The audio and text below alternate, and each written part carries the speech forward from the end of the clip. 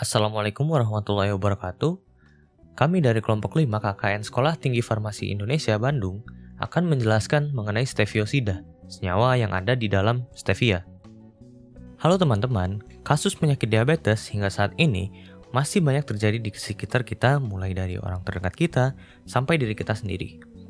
Tahukah kalian, faktor seperti keturunan, lingkungan, usia, obesitas, makanan, aktivitas, dan gaya hidup yang tidak sehat dapat berperan seseorang terkena diabetes. Seseorang yang memiliki diabetes penting untuk selalu memantau kadar gula darahnya. Paling tidak 6 bulan sekali, penyandang diabetes dievaluasi pengobatan dan gaya hidupnya. Dengan dilakukan perlakuan tersebut, diharapkan penyandang diabetes dapat lebih sehat serta penyakit lebih terkendali. Sangat berbelit-belit sekali kan teman-teman? Seperti yang kalian ketahui juga, bahwa salah satu penyebabnya adalah kebiasaan dalam mengonsumsi gula. Kebiasaan inilah yang bisa kita perbaiki, teman-teman. Berbicara tentang gula, apakah tidak asing dengan yang namanya stevia? Stevia adalah pemanis alami yang ditemukan di Amerika Serikat, wilayah khususnya di Paraguay dan Brazil. Lalu, dari mana sih pemanis stevia ditemukan? Pemanis stevia ini ada di dalam tanaman stevia yang diperoleh dari ekstrak daun stevia. Tanaman stevia digunakan secara luas oleh suku Indian Guarani sejak lebih dari 1.500 tahun yang lalu. Selama berabad-abad, masyarakat Guarani Paraguay menggunakan stevia yang mereka sebut kahi sebagai pemanis dalam ramuan minuman yerba mate dan obat kardiotonik. Pada tahun 1899, ahli botani Swiss, Moises Santiago Bertoni, selama penelitiannya di bagian timur Paraguay, pertama kali menjelaskan deskripsi tanaman dan rasa manis dari stevia secara rinci. Pada awal tahun 1970-an, Jepang mulai melakukan budidaya stevia sebagai alternatif pengganti pemanis buatan seperti siklamat dan sakarin. Ekstrak daun stevia ini banyak digunakan di negara-negara seperti Jepang, Cina, Rusia, Korea, Malaysia, Australia, dan lainnya sebagai pemanis teh lokal, obat-obatan, makanan, dan minuman. Tentu banyak sekali bukan kegunaan dari stevia ini? Biasanya, stevia dikonsumsi sebagai pengganti gula yang memiliki kalori rendah pada pasien diabetes atau seseorang yang memiliki resiko diabetes, dan dapat juga digunakan untuk seseorang dalam keadaan normal yang ingin menjaga pola makannya. Stevia ini memiliki isolat bernama steviosida. Apa sih isolat itu? Isolat adalah hasil dari proses pengambilan atau pemisahan senyawa bahan alam. Mari kita bahas tentang steviosida. Tahapan untuk mengisolasi steviosida dari daun stevia secara umum adalah sebagai berikut. 1. Penyaringan. Penyaringan ini bertujuan untuk mendapatkan ekstrak dari daun stevia. Kedua, purifikasi atau pemurnian yang bertujuan untuk menghilangkan senyawa selain steviosida yang terdapat dalam ekstrak. Ketiga, kristalisasi steviosida dari daun stevia. Tahukah kalian bahwa steviosida ini cocok untuk dikonsumsi oleh orang yang mengidap penyakit diabetes dan yang sedang melakukan diet? Ya, cocok sekali karena steviosida mempunyai nilai kalori yang rendah serta steviosida dalam tubuh bekerja dengan cara meningkatkan produksi hormon insulin dan sensitivitasnya. Peningkatan hormon insulin menyebabkan berkurangnya kadar glukosa dalam plasma darah.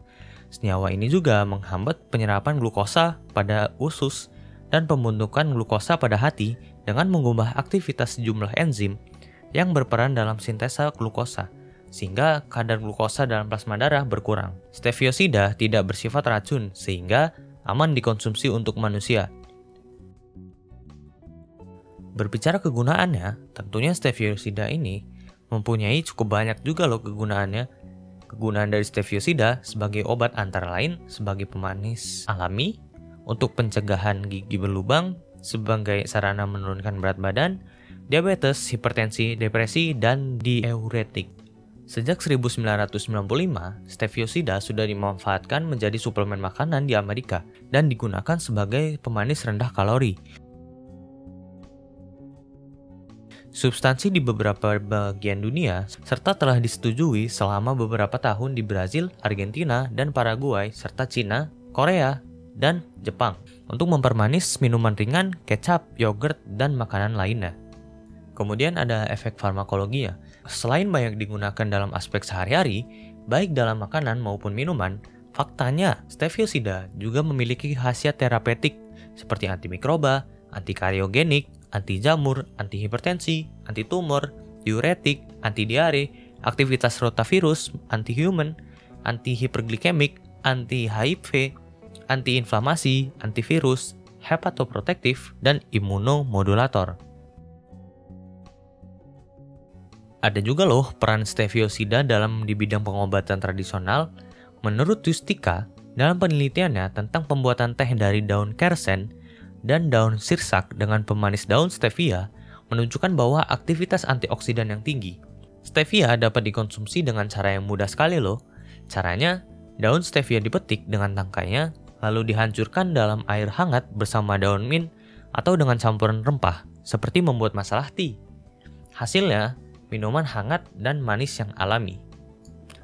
Nah, yang terakhir kami akan memberikan tips penanaman stevia pada pot. Pertama, dilakukan pembibitan. Dengan dilakukan, menyiapkan wadah dan media tanam. Selanjutnya, digemburkan media tanam, lalu diisi kotak tray dengan 1-2 biji stevia. Lalu ditutup wadah semai dan diletakkan wadah semai di tempat yang sejuk. Selanjutnya, penanaman.